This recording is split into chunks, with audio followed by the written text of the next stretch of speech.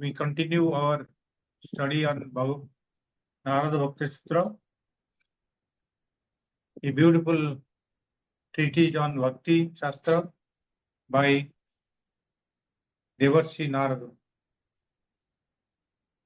In this, we have covered some parts and we continue. So far, in the last chapter or section, what we saw is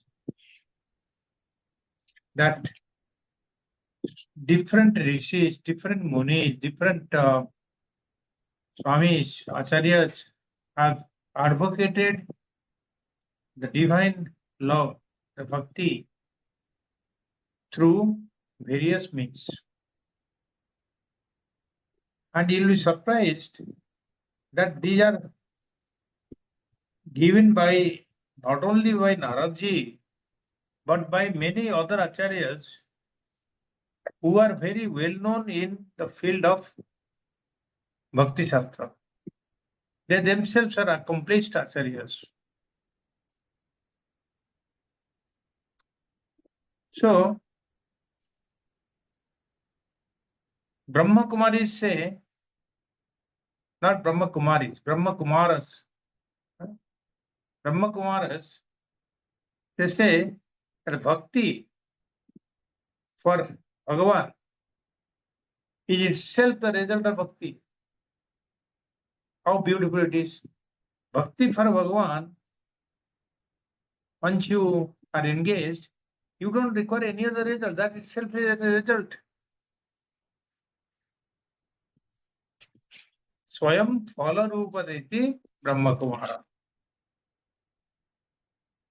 Then he has given examples of Rajagruha Bhojanadisu Tatheva Drishtatvat. You may develop a relationship or you may know somebody, but you have to be very close. Fulfilling your bhakti, you have to be very close. You just can't do from outside, 5 minutes puja, arti, and I say I am a bhakta. That will not do. We have to get engrossed in that worship, what the bhakti with Bhagavan. It's not an outside run of the mill job. So he says that suppose you are going to a palace or to a Rajagruha, it is just not just knowing the name of the person or just being acquaintance is not enough. You have to serve him. You have to be devoted to him. You can't get a like in the Bhojan also, he says only knowledge of the dinner, how it is made, what are the ingredients, that is not sufficient. You have to eat it to taste it. You have to savor the taste of the well-made food to know what is that food.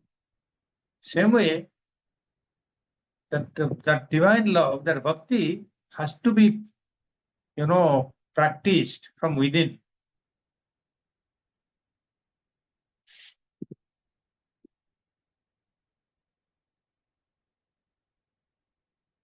That's why the bhaktas, they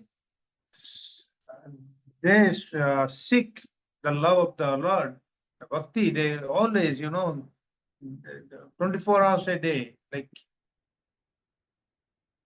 for complete liberation, for moksha, they seek bhakti.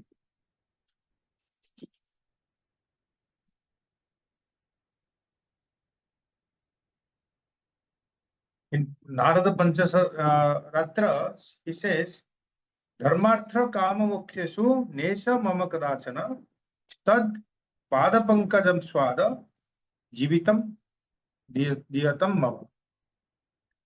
I don't need dharma, artha, kama, moksha, these 4 purusharthas are there. I don't need that. What do you need? Tat padapankaja swada jivitam. I will be very satisfied by the swada, the taste of your pada pankaja, the lotus feet. I touch your lotus feet, I smell your lotus feet, I taste your lotus feet, and I'll be satisfied with that. I don't require this dharma, artha, kama, moksha. This is the uh, notion, the way the bhaktas present themselves. Huh? Oh Lord, I must be given a life, a continuous enjoyment near your lotus feet.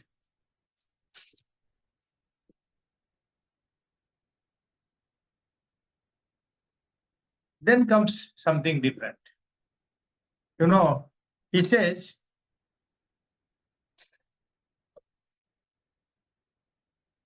Sangha Tyagat Vishayatacha. That means your love, the divine love, can only be attained by giving up your attachment to the objects of the world and to the beings of the world. It's very, very important. He has emphasized many places also. Renunciation of the sense subjects and by giving up attachments to the people and things, beings of the world.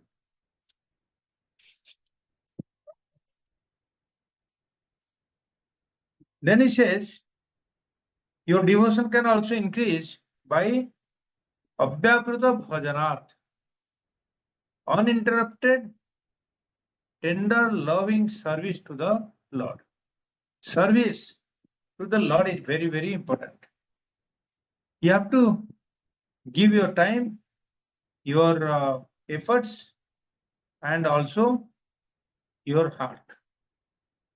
All these combined can give you a love for the Lord.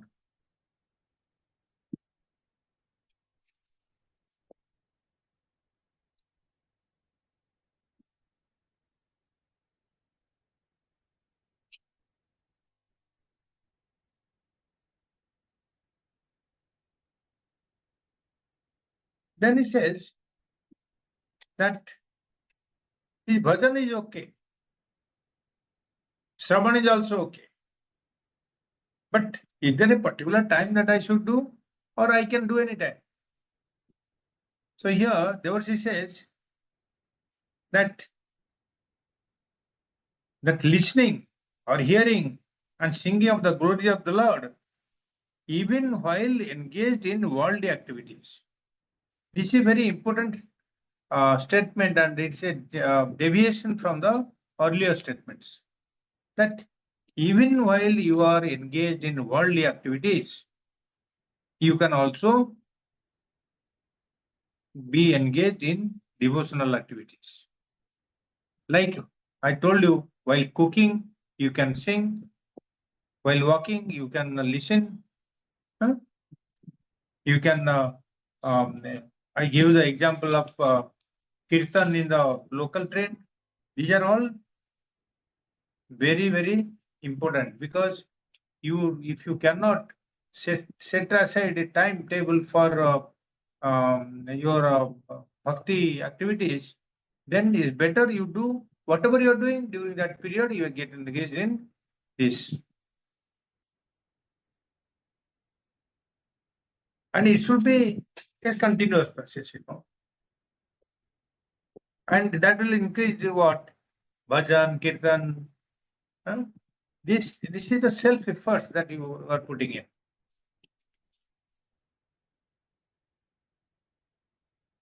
Now we come to the sutra that we are looking at today in chapter 3, section 2. What happens? It's like a magic. And magic is what? When you have satsang. Satsang means contact and closeness with Sadguru, Mahatmas. That is satsang. So, in these few sutras, Naradji says that your way or your means to bhakti is through satsang.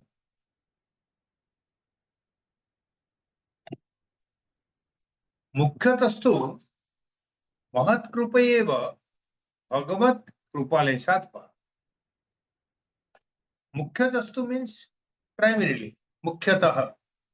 Mukhyatah is primarily, specially. Mahat Krupa eva. Mahat means he is a Mahatma, the great souls, the Mahatma's Krupa eva. So if you receive the Krupa, the grace of the Mahatmas, then you can gain devotional parlance. Mahat Krupa eva, Bhagavat Krupa lesat va. Bhagavat Krupa lesat. Lesat means little bit of lesser, little bit of Bhagavad Kripa also you can get. Bhagavad Kripa lesat ba. Ba means or. You can get a Kripa of the Guru or Kripa of the Mahatmas, or you can get Bhagavad Kripa. Anything will do. But he says primarily, pure devotion is gained through grace of the great souls. Your Guru or Mahatmas with whom you are acquainted, you are associated, or through little bit of Bhagavan's grace. Here he is not emphasizing on Bhagavan's grace. He says this or that. When you are having your Mahatma's grace, you require a lot of grace. When you are Bhagavan's grace, little bit, kinchit. That will also do. So far, we have been discussing the means of cultivating or gaining true devotion for the Lord. This devotion, see, we all think that devotion is there, always in my heart, it's there. भगवान के तो प्रेम है, भक्ति है. But there may be some, but it can be cultivated also. It can be, explored more and more. So, and that has to be true devotion. What is true devotion? How the bhakti will arise in your heart? What you have to do? What means you will make? How the heart should be surrendered to the Bhagavan? Or what, props are required? What things are required? Like I said, bhajan, kirtan, or puja, or yajna, or japa, all these things are aids to your magic of devotion. All these things that you carry out, these are all for the purpose of increasing your devotion to the Lord. So far, what we have discussed so far is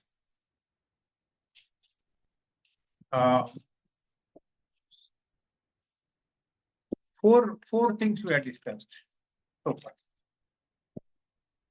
One was you give up, renunciate the sense objects. Sense object, chhod do. Number two, you give up your attachment to the people and animals or birds like that, give up your attachment to them, the beings, the people, the beings with a life. Then you do bhakti iske saath, service to the Lord. The different types of service that you can do to the Lord. So with bhakti, you do service to the Lord. Then fourth one is by listening and singing the glories of the Lord, even while you are engaged in worldly activities. Kam ke saath. So these four I had already discussed with you. Now comes the fifth and sixth. Fifth is saying, primarily, if you get associated with Mahatmas, with their grace, you can also obtain bhakti. Or through little grace of the Lord also, you can get bhakti. This is a tricky thing, you see. Tricky means what? Here he's saying, primarily it is because of bhakti, because of a satsang with Mahatmas that you can develop bhakti. Devotion can spring forth from the heart only through grace of Mahatmas. Mahatmas means what? Mahat Atma, great souls. Sadhu, Santas, Gurus, Mahatmas, the Swamis, Sannyasis, all the great Mahatmas. See, um, they have pursued in the single pursuit of the Lord. They have given up their worldly activities, and they are the fountainhead for bhakti. So, or you can have a little bit of grace of the Lord also. So this, let us see, what is this bhakti we are looking for? Now, why we are looking for this? See, normally, this is why this satsang is required. Because normally in the worldly life also, we get success only when somebody helps us. Somebody introduces to another person. Somebody holds our hand and teaches us, do this way. You take a little help. In the studies as well as in work life, you take help from somebody else. Same way, can we get some help in our spiritual path? While you are either bhakti, jnana, whatever marga you choose, can we get some helping hand, some assistance, some guidance in our spiritual path through some guru or some mahatma? Can a mahatma or a guru can be our guide? And if somebody can be our guide, how to get a guide like that? How to get a guru? How to find a sadguru? These are all questions.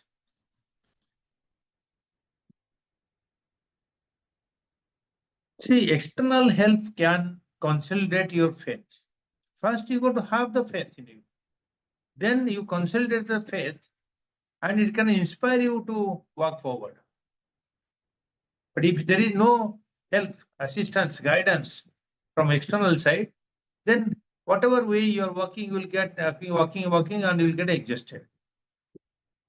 So how to cope up with that exhaustion? How to find somebody? So these are the questions one asks. And sometimes you get involved in debates. This is good or that good. How to get a Sadguru? Sadguru, how to find it? Where to go? Which place? Huh? Rishikesh or Banaras or Uttarkasi? Where will find a guru? So all these things meaning two aspects.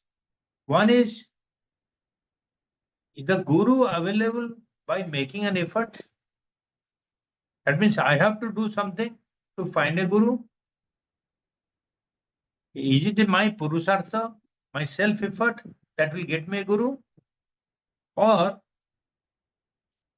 is it that a divine grace, God's grace, will flood the life of mine on a light and joy, and I will be a bhakta?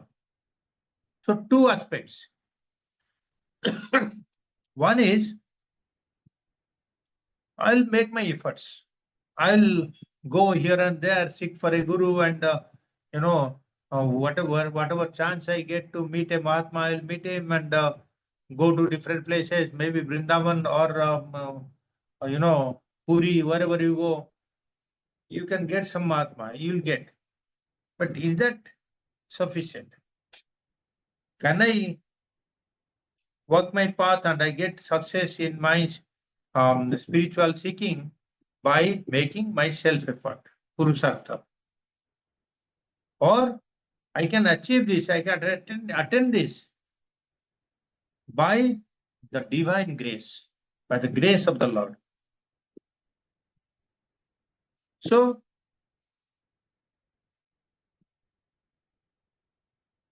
in the previous sutras, the Sutra 35, 36, etc.,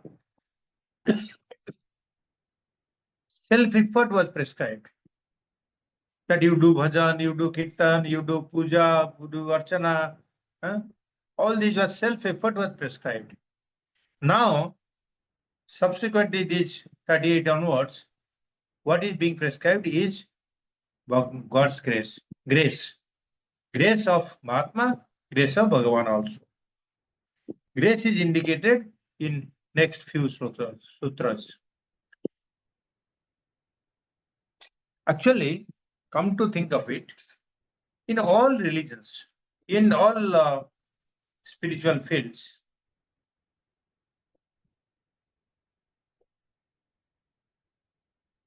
the Shastras make it very clear that you can obtain the grace of the Lord, you can walk the path, the spiritual path, through the grace of the Lord alone.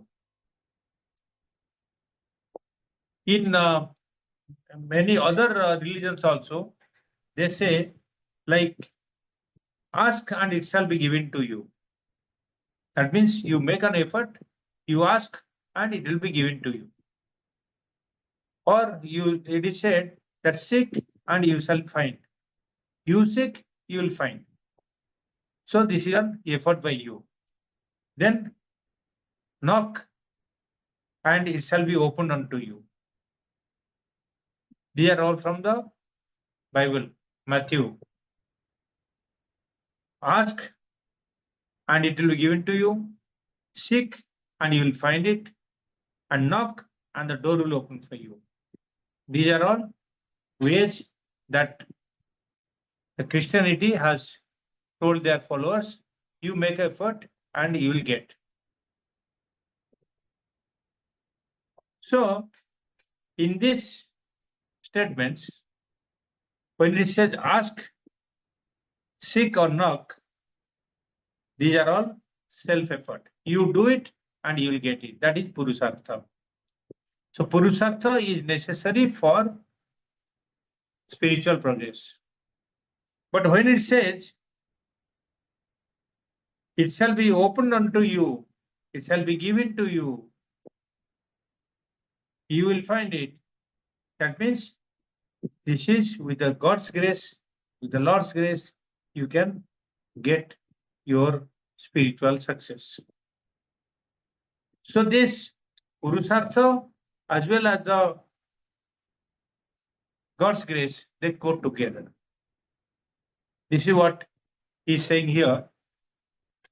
Mukhyatastu Mahat Krupa eva Bhagavat Krupale Sarva. Primarily through the grace of Mahatmas and also by Bhagavat Krupa, thoda sa hoga to chalega. Okay. In this sutra, the last word is va. Va. Va means what? Or.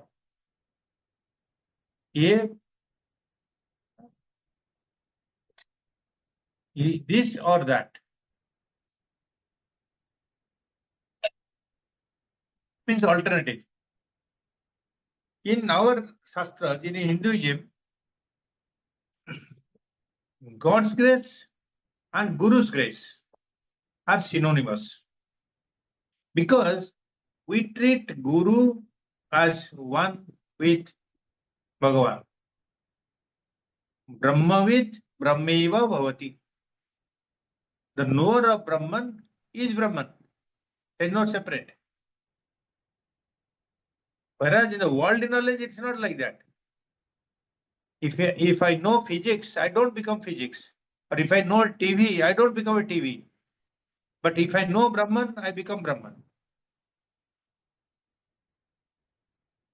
So, Brahmavid Brahmeva Bhavati, with that maxim, we say that Guru and Bhagavan, there is no difference. So, grace of Guru and grace of Bhagavan are synonymous. Guru is Nara Narayana. And Guru and Bhagavan helps the student or disciple through the instrument of the Guru only. They are one only. So this Mahat Krupa eva Bhagavat Krupa lesat, they are one and the same. Because without God's grace, you cannot get Mahatma's grace. And without Mahatma, the Bhagavan is not there to help you. So both are synonymous for you.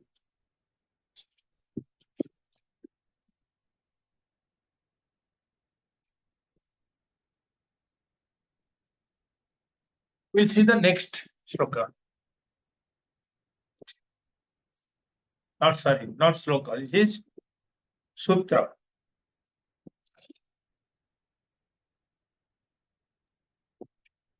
Mahat sangastu durlabho agamyo amoghascha. You repeat it after me. Sutra 39. Please repeat. Mahat sangastu Mahat sangastu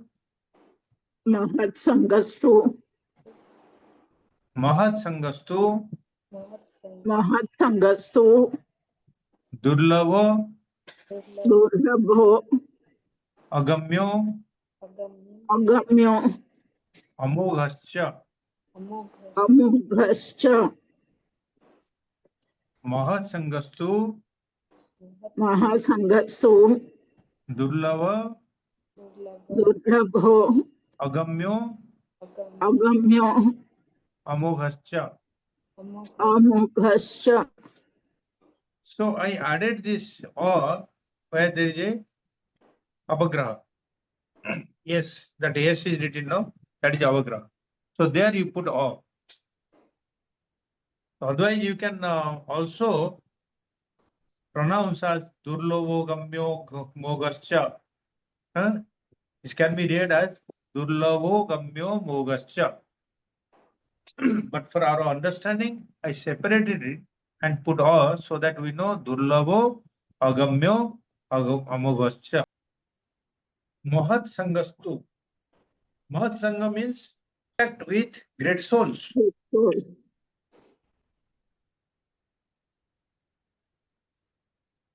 Contact with great souls. Durlava. Durlava means rare, very difficult, extremely difficult to get. Lava means to get, to attain, to beget. Extremely difficult, durlava. Agamya. Agamya means no gamya. That means you cannot know. It's difficult to know, impossible to know. Gamya means to know. Then amoghascha. Amogha cha. Amoghascha. Amogha with visarga and cha. Amoghascha. So amogha means unfailing or infallible, which cannot be wrong. Amogha. So Mahatsangastu durlavo agamya amoghascha. To come in contact with great souls is indeed extremely difficult. It's a durlava. And agamya, impossible to know them fully, yet it is faultless. It is unfailing, infallible. Two things were being said here. It is difficult to get. It's difficult to know the people who are the Mahatmas. It's really difficult because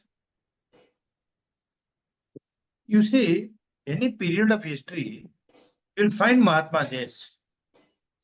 The Mahatmas or the great souls are rare, very rare in any period of history. Suppose you think that um, you think of any Mahatmas that you know. How many you know? Each of us, how many of you know? Maybe 5, 10, 20, 30, itna hi pata hoga na. 30, 40, 50, you go through books, you will know more by just reading. But generally we know limited. 3, 4 dozens or 40, 50, 100 Mahatmas you know. Not more than that. And that is in a period of hundreds and thousands of years. His names that we are sharing, we say Patanjali, we say Kapil Dev, we say Rishabh, any Mahatma you are saying, they are existence was there in hundreds and thousands of years separated by that. So our lifespan is 60, 70 some years. So how many Mahatmas you think you can get? I mean, no real, the true Mahatmas. How many you can have the chance of contacting or knowing? Very rare. So it is very rare to have uh, true Mahatmas in our lifetime. Another thing is,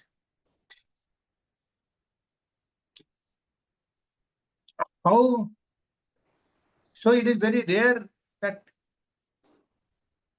a master will come in your way and he will give you the divine grace during your time. So what we do is we lower our standard. The great Mahatmas may not be available, so we lower our standard of Mahatmas. Whoever we can seek and get. So those Mahatmas are also there. So another thing happens is these Mahatmas are in their time because they are great. So when they're great, they propagate ideas, propagate some religion or some philosophy which is contrary to the present method. Normally the prophets or big Mahatmas, they spread some knowledge which is not the in that period of time it was not good enough, because other people are thinking something like somebody saying that the earth is round and earth goes around the sun, and other scientists were saying no, the sun is going around the earth, so they prosecuted, right? Same way when Jesus Christ was crucified, because he was teaching something which the other general public did not like. Okay, so they think that this is irrational teaching, but actually that may be truth. We cannot recognize. So it is very difficult to know the real Mahatmas.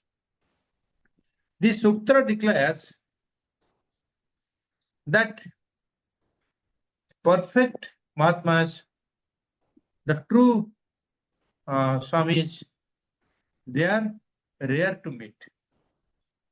And even if you meet, it is difficult to recognize also. See, nowadays, how, scamsters are there, There will be many people parodying as Mahatmas and, yogis and sadhakas and, nagas. All these, they'll be coming in their different robes. It is difficult to know their depth of knowledge. It's difficult to know how much sadhana they have done, what they have accomplished. It's very, very difficult. Unless you have done some studies, so you have done some research and you have found out that the source is good, so he must be good. Or associated with an organization which is known for its purity. So such yogis or Mahatmas, they provide you with a sanskar, with a knowledge, and that knowledge is, it will happen. Apta kama. Apta kama means whatever they say is faultless. It's infallible, it's amogha. It is truthful. And that type of knowledge leads you to a spiritual progress. So understand, first of all, there are not many real Mahatmas, truthful Mahatmas are to find. Even if they are there, you don't know who is the right, who is the wrong. So in this world of deception, unqualified gurus will be roaming around. They'll be parodying as, Brahmanistha Swamis, Mithya Yogis will be there. How to contact the right people? unless you have a strong power of discrimination, what is right, what is wrong to know, to sat and asat, how to set out. Without a power of discrimination, how to separate the chaff from the real is very difficult. So the acharyas, the acharyas means the teachers of many generations. They advise that you don't go looking for a guru. Don't go looking for a guru. But what you do, you purify yourself. Whatever state you are in, you purify that state more and more. That means you add to your sadhana chatushtaya. Whatever level is there, see, sadhana chatushtaya, they say highest. But we are all walking the path, so we'll be at some level. Out of 10, like they do the comparison, no? Scorecard. Out of 10, you are at 4 or 5 or 6, something like that. So you try to increase that level of your sadhana chatushtaya. That means your purity of mind. As you keep increasing, you develop a attitude or a desire, deep desire for finding a able teacher. If you are an honest seeker, and if you have already come to a certain level of sadhana chatushtaya, the purity has come to your mind, certainly a true teacher will appear and guide you. Or somebody will tell, somebody will recommend, somebody will tell you, okay. You will know. Then how to know that teacher who is come is true or not, which is Sadguru or not? It is because your purity of mind is there. And the teacher who comes is also pure. If the sadhaka is honest seeker, certainly a teacher will appear who is also Brahmanishta. So you'll find that guru whom we can come in contact with, you will love him so much, you will worship him so much, you will think that he is the Narayana himself, Bhagavan Narayana himself. So when a sincere, honest, pure student meets a Sadguru, exchange of teaching is miraculous. If your teacher is pure and right Sadguru, and the student is honest and real seeker, then the exchange of knowledge takes place in an amicable context, and there is a there is a tuning in of the minds of the two great minds that tune in, and the fertile minds, when they tune, there will be a melody of sounds like a veena that emerges from the two great souls. Then the magic happens, a miracle happens. You will be mesmerized by the interactions, with the communication between the student and the teacher and the students. Finally, the student will be inspired by the guru to reach greater heights in his spiritual path. That will happen only when you are true, you are pure. In case this doesn't happen, the inspiration doesn't happen, you are not motivated, inspired for higher heights. In case you are not inspired by the guru that you are taught and you are being taught, then there will be no change in your spiritual life. If you are not inspired, then that will not change. Whatever you are doing last year, you will be doing the same thing, only repeating one text after another.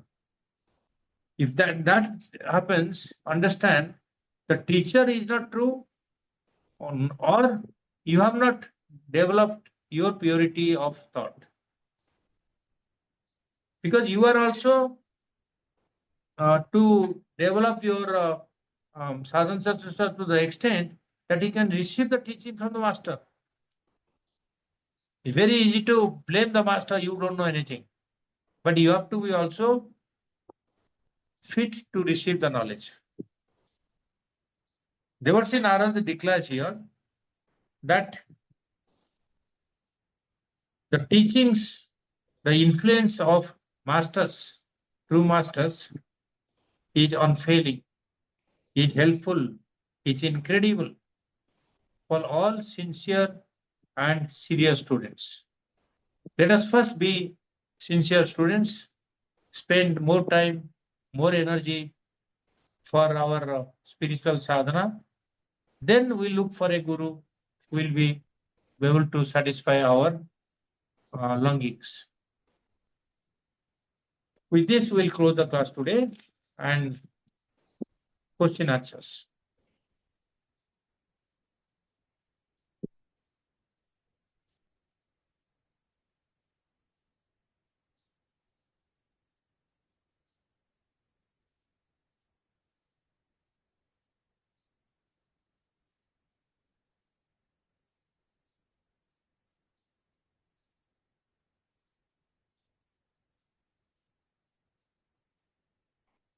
Or we'll do the Shanti Pata and then do the question answers. Again. Again. Okay, we'll Thank finish you. the Shanti Pata and do the question answer. We are always, so far Guru is concerned or Shishya is concerned, Shishya becomes the Sadhana Chatushtaya Adhikari and Guru must be Shrotriya and Brahmanishta. Shrotriya I can understand. You know, most of the Gurus nowadays are very, I mean, they have a lot of depth of knowledge and, you know, they know the things, Tarka, Vitarka, they are all masters. But this Brahmanishta, how do you know that he is Brahmanishta or not? Because that's very important, you know. Because there is a very difficult answer. They say that Guru will come to you and then Shishya should not search for a Guru. So, I mean, these are all Vedic symbols. But does it really happen? I mean, how it will happen? Okay. What you are saying is fact that a guru appears only when you are seeking is honest and pure. And of course, nowadays there will be a lot of gurus who are Shrotriya, they are accomplished in the Shastras. Brahmanishta is something which is difficult to recognize. That's why I told you first is to recognize the Sadguru or recognize the Mahatma is very, very difficult. And they say you cannot judge, you cannot recognize because you have not come to the level of that. Suppose somebody is a doctor and a patient cannot measure the doctor unless he knows the studies, his level of knowledge or his level of accomplishment. Only with some knowledge he can assess him. You are at a much lower level and you cannot really make out who is a Brahmanishta or not. So never try to judge or know the Guru is Brahmanishta or not. His conduct, his behavior, his dealings, and his, you know, how he loves you or his simplicity, all this makes a difference. That only can tell. But nobody, no Guru will ever tell that I am Brahmanishta. No Guru will tell. And if somebody telling like that, that must be, you have to doubt it. But there are, I mean, you can make out, but that there is no mapper, there is no measurement of knowing who is Brahmanishta or not.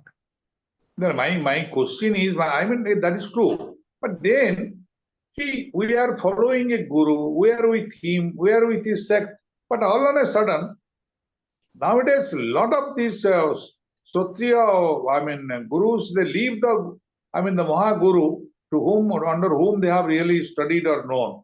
But what is your, is it good? That means that itself shows that he is not a good, he is not a good Shishya. I didn't get your question.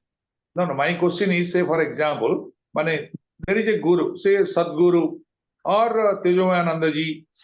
The people with Tejomayananda and Sadgurus, they follow for some time and then thereafter they branch off. So does it show a good conduct of the Shishya that Vivek and Vairagya, does it work there? Does not? So how do we follow those gurus? So They are only Sutriyas. yeah. I will give you the I gave you the hint in this talk only. If there is after you are following a guru, if there is no visible changes in your spiritual progress, that means either you are bad or the guru is bad. So better you change the association. See, you cannot assess whether the guru is a Satguru or not. But certainly that is not working with you. That means you have not come to the level of receiving the knowledge, or the guru is not able to transmit to you. The best is to give up that association and look for something else or improve yourself. So they leave. You will leave. You can change tack, It's not necessary that, unless you are wedded to the guru already, of course, you have to have sincerity and dexterity to remain as a Shishya. So you will see, that can be done. In the sense, you can change this Acharya's advice that you should change if you are not changing yourself. And your spiritual progress is not there through a guru, then you can change and you can move on. You need not blame the guru. You can blame yourself that you are not able to improve. And most likely this happens. See, there is no point. Other than to me, the only Shishya, who is constant with the Guru is Vivekananda, but thereafter nobody.